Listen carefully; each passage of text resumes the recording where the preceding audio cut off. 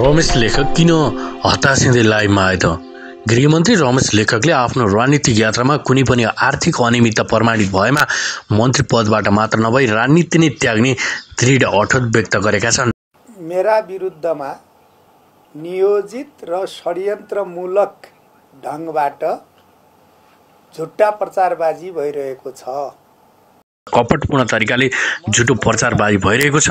म सबैलाई स्पष्ट भन्न चाहन्छु, यो त्रिभुवन विमानस्थलको भिजिट भिसाको विषयमा मात्र सीमित छैन। शनिबार साँझ काठमाडौँमा सञ्चारकर्मीहरूसँग संक्षिप्त कुराकानीमा मन्त्री लेखकले भने, मेरो सम्पूर्ण सार्वजनिक र राजनीतिक जीवनमा यदि एउटा मात्र आर्थिक अनियमितता पुष्टि भयो भने म मन्त्री पद मात्र होइन, सदाका लागि राजनीतिबाट बिदा लिनु भनेका छन्। आर्थिक अनियमितता गरेको प्रमाणित कसैले गर्यो भने, प्रमाणित भयो भने म पदबाट होइन, म राजनीतिबाट राजीनामा दिन्छु।